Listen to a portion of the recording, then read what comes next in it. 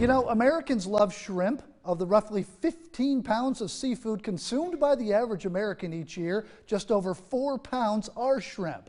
But over 90% of the seafood in this country is imported from overseas, and much of it is farmed. Competition is fierce, and it has certainly affected the shrimping industry, especially here in the Low Country.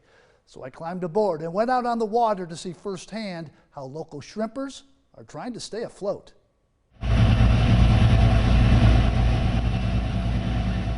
Life starts early on the docks.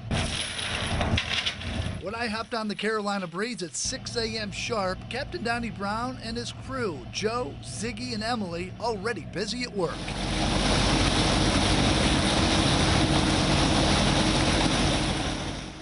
Another day in the life of workers who wear white boots, headed offshore for their catch of the day each and every day. It's one of those businesses that it's not so tough to get into, but it's tough to stay in.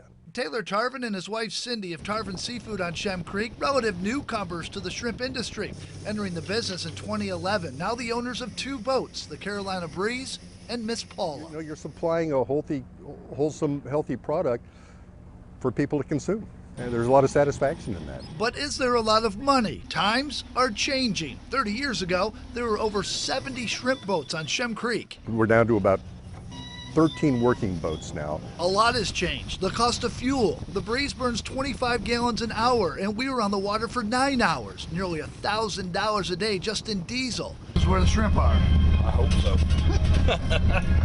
Then there's the problem of climate change. I believe that has a lot to do with it. The degradation of their environment from changes in climate, fertilizer runoff, the corroding of coastal marshland, and the changes in salinity of coastal waters from flooding is taking its toll. And I think what we're starting to see now is the warmer waters are starting to drive the shrimp north. There's never been a shrimping season in Virginia because they've never had shrimp. The Chesapeake is full of shrimp now. But Tarvin and the rest of the local shrimpers tell me the single biggest threat to their livelihood, shrimp that come from places halfway around the world. They take an old rice paddy, they flood it with water. That's the only water that's going to be there, that's never going to be changed.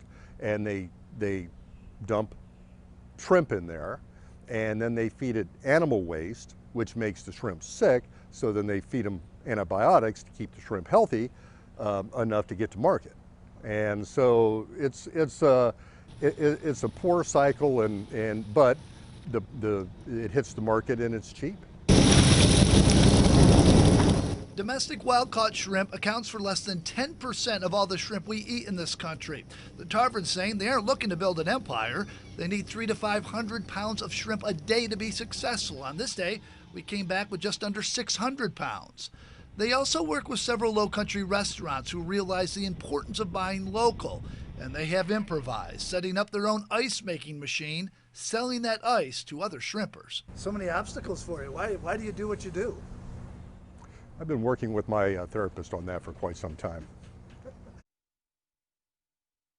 Thank you to Tarvin Seafood for letting me go out on that boat with them. There are certifications consumers should look for when buying shrimp. If you see the abbreviations GAA, Global Aquaculture Alliance, or BAP, Best Aquaculture Practices on the shrimp you buy, you can buy them with confidence. Out of 4 stars, you should see